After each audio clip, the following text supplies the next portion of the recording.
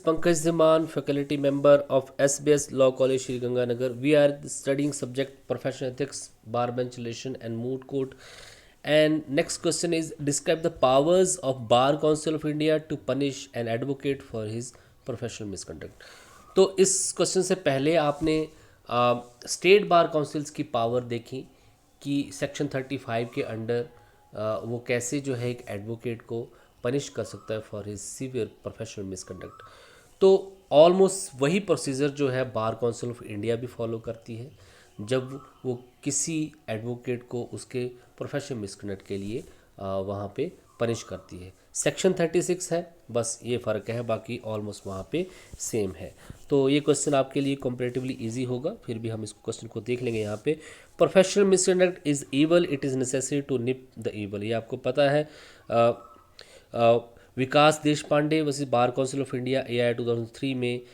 ये इस supreme court ने बोला था कि प्रोफेशनल मिसकंडक्ट एक बहुत ही बड़ी एक बुराई है और इस बुराई को जो है निप करना, ख़त्म करना बहुत ज़रूरी है। Section 36 of the advocate act 1961 provide remedies for it.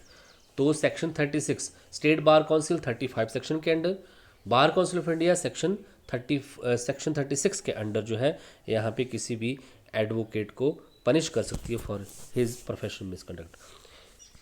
It describes power of Bar Council of India against advocate who have some profession who have done some professional misconduct। इसके अंडर जो है बार काउंसिल ऑफ इंडिया को power दी गई है कि वो किसी advocate को पनिश कर सकती है फॉर हिज प्रोफेशनल मिसकंडक्ट। तो पावर क्या है? The power of bar Council of India for the punishment of professional misconduct. तो देखिए यहाँ पे ऑलमोस्ट वही प्रोविज़न है, क्योंकि यहाँ पे आपको ये देखना है कि जब कोई भी कंप्लेंट जो है किसी एडवोकेट के अगेंस्ट आती है वो तो थ्रू अपील उसके पास आती है,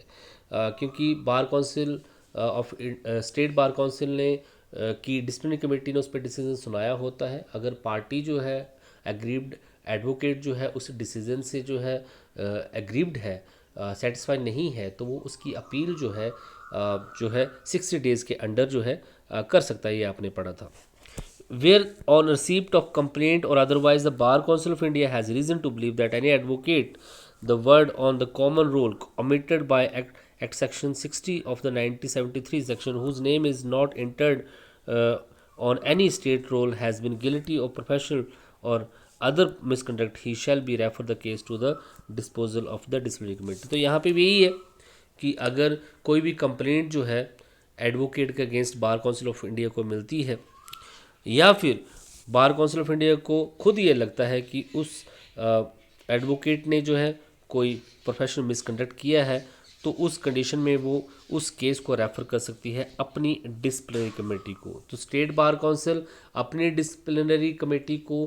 कोई भी कंप्लेंट जो है वो रेफ़र करती है। अगर मामला जो है बार काउंसिल ऑफ इंडिया के पास है, वहाँ पे कोई कंप्लेंट आती है, या फिर खुद बार काउंसिल ऑफ इंडिया को लगता है कि किसी ने प्रोफेशनल मिसकंडक्ट किया है, तो वो इस कंप्लेंट को रेफ़र करती है फिर अपनी डिसिप्लिनरी कमेटी में। Notwithstanding anything contained in the chapter, the disciplinary committee of the Bar Council of India may, subsection by 60 of the 73 section 25 forward, on its own motion, अपने मोशन पे भी खुद भी, either of its own application or on the report of by the state bar council or an application made by the some person interested। तो अपने motion पे कोई जो है कोई कंप्लेंट वहाँ पे दे सकती है, या state bar council application state bar council की रिपोर्ट पे, या कोई इंटरेस्टेड पर्सन जो है किसी एडवोकेट के अगेंस्ट जो है कोई कंप्लेंट लगाता है, तो इस तरीके से वो जो है उस कंप्लेंट को डिसिप्लिनरी कमेटी को सेंड कर सकती है। The disciplinary committee of the Bar Council of India disposing of any case under this section shall observe, so far as may be, the procedure laid down under section 35. The reference to the Advocate General in that section we constitute as the reference to the Attorney General of India। तो देखिए जो बात मैं आपको बता रहा था यहाँ पे क्लियर है कि disciplinary committee of bar Council of India वही प्रोसीजर फॉलो करेगी जो स्टेट बार काउंसिल जो है सेक्शन 35 में उस प्रोसीजर को फॉलो करती है। हाँ, फ़र्क ये पड़ेगा कि वहाँ पे वो नोटिस एडवोकेट कंसर्न को सेंड करते थे और साथ में अटॉर्नी जो है यहाँ पे एडवोकेट जनरल को सेंड करते थे। यहाँ पे वो नोटिस वो किसको सेंड करेगा? एडवोकेट जनरल को नहीं करेगा, अटॉर्नी जनरल ऑफ इंडिया को वो नोटिस सर्व करेगा। After it any of the following order might be given by the disciplinary committee और Bar Council of India after giving opportunity of hearing और related advocate general of India. तो दोनों parties को सुनने के बाद, मतलब एडवोकेट और एडवोकेट जनरल को सुनने के बाद जो है disciplinary committee of bar Council of India कोई भी डिसीजन जो है यहाँ पे कर सकती है। और डिसीजन क्या है ये आपको सारे पता हैं, वही डिसीजन जो कि आपने ऊपर पढ़े वही सारे डिसीजन होंगे। तो यहाँ पे 2-3 बातें ध्यान देने वाली हैं कि पहली बात तो ये है कि अगर बार काउंसिल ऑफ इंडिया को कोई कंप्लेंट आती है किसी एडवोकेट के अगेंस्ट जिसका नाम जो है रोल ऑफ एडवोकेट में है और उसने कोई प्रोफेशनल मिसकंडक्ट किया है, तो वो उस कंप्लेंट को रेफर कर देगा डिसिप्लिनरी कमेटी को। पहला पॉइंट ये है। दूसरा पॉइंट में ये बोला गया है कि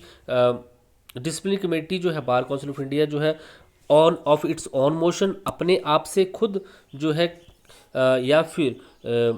report by the state bar council की रिपोर्ट पे या एप्लीकेशन किसी इंटरेस्टेड पर्सन ने लगाई है उसके बेसिस पे किसी भी एडवोकेट के अगेंस्ट जो है वो प्रोफेशनल मिसकंडक्ट की प्रोसीडिंग जो है करवा सकता है by the help of disciplinary committee और उसको रेफर जो है इस केस को कर सकता है। तीसरा यहाँ पे यह है कि disciplinary committee of bar Council of India वही प्रोसीजर फॉलो करेगी जो प्रोसीजर सेक्शन 35 के अंडर जो है स्टेट बार काउंसिल जो है फॉलो करती है। बस वो वहाँ पे नोटिस जो है एडवोकेट को तो सेंड करेंगे जो कि वहाँ पे पार्टी है, लेकिन एडवोकेट जनरल को नोटिस नहीं करेंगे, वो अब अटॉर्नी जनरल ऑफ इंडिया को जो है नोटिस सेंड करेंगे, क्योंकि ये सेंट्रल गवर्नमेंट का एडवोकेट होता है जो सेंट्रल गवर्नमेंट को रिप्रेजेंट करता है जब सेंट्रल गवर्नमेंट किसी डिस्प्यूट में इन्वॉल्व होती है कोर्ट में। तो उसके बाद कोई भी डिसीजन जो है बार काउंसिल ऑफ इंडिया की जो डिसिप्लिनरी कमेटी है वो कर सकती है, वो कंप्लेंट को रिजेक्ट कर सकती है दोनों पार्टीज़ को सुनने के बाद, ये आपने पहले भी पढ़ा। उसके बाद एडवोकेट में भी सस्पेंडेड एडवोकेट को सस्पेंड कर सकती है from legal profession for prescribed time of period में प्रीम्ड एडवोकेट को फटकार लगा सकती है। May remove the name of the advocate from the roll of the advocate का जो रोल होता है स्टेट बार काउंसिल में उस रोल से जो है उसका नाम जो है वहाँ पे रिमूव किया जा सकता है और उस दौरान फिर वो एडवोकेट जो है प्रैक्टिस नहीं कर सकता है किसी भी कोर्ट में, ट्रिब्यूनल में, कॉम्पिटेंट पर्सन के सामने। It is to be mention that where the complaint lodge with the bar Council about the carelessness in performing duties by an advocate and merit of the complaint is an order has been passed by the bar council of India, then such order will have an effect of res judicator on afterwards civil writ। तो यहाँ पे यही बोला गया है कि अगर किसी कोई एडवोकेट जो है केयरलेसनेस करता है अपनी ड्यूटी को परफॉर्म करने में, तो उस कंडीशन में बार काउंसिल ऑफ इंडिया जो ऑर्डर देगी वो रेस्ट जुडिकेटर होगा और उस पर ऑन आफ्टरवर्ड सिविल रिट भी वहाँ पे हो सकती है। मेघराज काला versus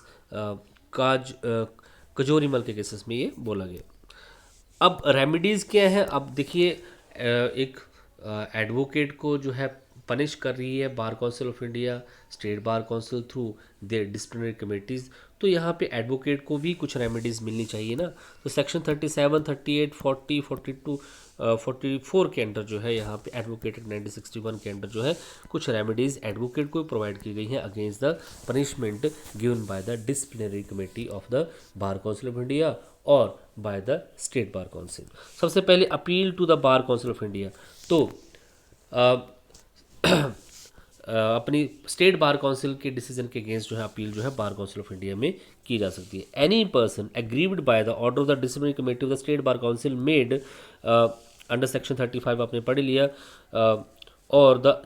advocate general of the state, तो कोई भी पर्सन, कोई भी एडवोकेट जो अग्रीव्ड है by the order of the disciplinary committee of the state bar council ने जो ऑर्डर किया है उस एडवोकेट के अगेंस्ट और वो उस डिसीजन से अग्रीव्ड है, पीड़ित है या सेटिस्फाइड नहीं है उस डिसीजन से, या फिर advocate general of the state के डिसीजन से वो अगर वो सेटिस्फाई नहीं है तो उस कंडीशन में वो अपील जो है विद इन 60 डे वो जो है बार काउंसिल ऑफ इंडिया को इसकी अपील जो है कर सकता है। इतना लिखना आपने। Every such appeal shall be heard bye the disciplinary committee of the bar Council of India, तो ये अपील जो है बार काउंसिल ऑफ इंडिया की डिसिप्लिनरी कमेटी जो है इस अपील को सुनेगी और कोई भी ऑर्डर वो वहाँ पे पास कर सकती है। वेरिंग इन पनिशमेंट हो सकता है, पनिशमेंट में वेरिंग भी की जा सकती है, मतलब जो पनिशमेंट के ऑर्डर जो छोटी स्टेट बार काउंसिल ने दी है उसके ऑर्डर को वेरी भी वहाँ पे किया जा सकता है। Provided that no order of disciplinary committee of the State Bar Council shall be varied by the disciplinary committee of the Bar Council of India so as the prejudicially affect the person aggrieved without giving a reasonable opportunity of being heard. तो जब तक उस agreed person को एक अपनी बात रखने का मौका न दिया जाए तब तक स्टेट बार काउंसिल की जो डिसिप्लिनरी कमेटी ने जो पनिशमेंट दी है उसमें किसी भी तरीके की चेंजेस वहाँ पे नहीं हो सकती है by the bar Council of India. दूसरा जहाँ पे appeal to the Supreme Court, तो अगर बार काउंसिल ऑफ इंडिया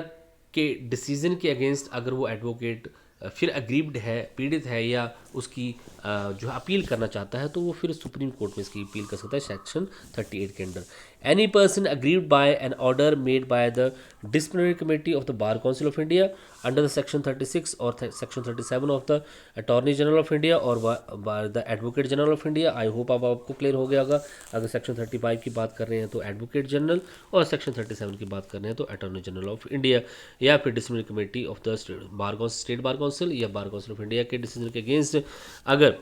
वो पर्सन एग्रीव्ड है, एडवोकेट एग्रीव्ड है, पीड़ित है, तो वो इसकी कंप्लेंट विद इसकी अपील जो है within 60 day from the date on which the order is communicated, उसके ऑर्डर की कॉपी मिल जाने के बाद, कम्युनिकेट हो जाने के बाद एक अपील जो है सुप्रीम कोर्ट में लगा सकता है। सुप्रीम कोर्ट जो है ऑर्डर दे कोई भी ऑर्डर पास कर सकता है और जो पनिशमेंट जो है disciplinary committee of bar Council of India या स्टेट बार काउंसिल ने दी है उनकी पनिशमेंट को वेरी भी वहाँ पे कर सकता है, चेंज भी वहाँ पे कर सकता है। लेकिन सुप्रीम कोर्ट जब भी कोई जो ऑर्डर है, पनिशमेंट है बार काउंसिल ऑफ इंडिया या स्टेट बार काउंसिल की जो डिसिप्लिनरी कमेटी के जो बार काउंसिल ऑफ इंडिया की जो डिसिप्लिनरी कमेटी उसने जो भी ऑर्डर दिया है उसके ऑर्डर या पनिशमेंट को तभी वेरी करेगा जब वो उस पर्सन को, उस एडवोकेट को एक रीजनेबल अपॉर्चुनिटी ऑफ बीइंग हेard, उसको अपनी बात रखने का पहले मौका देगा, तभी उसकी पनिशमेंट में वेरी वो कर सकता है। Stay of order section 40 where the application is made to stay of the order before the expiration of the time allowed for the appealing therein under section 37 or section 38 the disciplinary committee or the bar council of India as the case may be for the sufficient cause direct the stay of such order on such terms and the condition as may deem fit। तो अगर कोई भी order यहाँ पे section 37 38 के under जो disciplinary committee of the bar Council of India ने किया है तो उसके ऑर्डर को स्टे किया जा सकता है for such terms and condition के बेसिस पे। Review of the order of the disciplinary committee, तो ये पावर जो है बार काउंसिल ऑफ इंडिया को है। The disciplinary committee of the bar council में on its own motion otherwise review any order within 60 days of the date of the order passed by the under this chapter. The order passed shall be effective if it approved by the Bar Council of India. The object of review is its relief to guilty person, but in the Singh of Pritam Singh, Supreme Court decided that in case of serious professional misconduct, the Bar Council should show excess liberty in review. तो यहाँ पे ये बोला गया है कि disciplinary committee bar Council of India जो है अपने दिए हुए डिसीजन के अगेंस्ट जो उसका रिव्यू भी जो है वहाँ पे कर सकती है। आप इतना यहाँ पे लिख दीजिएगा और जब भी वो रिव्यू करे तो वहाँ पे लिबरल अप्रोच वहाँ पे रखें। तो ये जहाँ पे कुछ आपने देखा कि बार काउंसिल ऑफ इंडिया के पास क्या पावर है किसी एडवोकेट को पनिश करने के लिए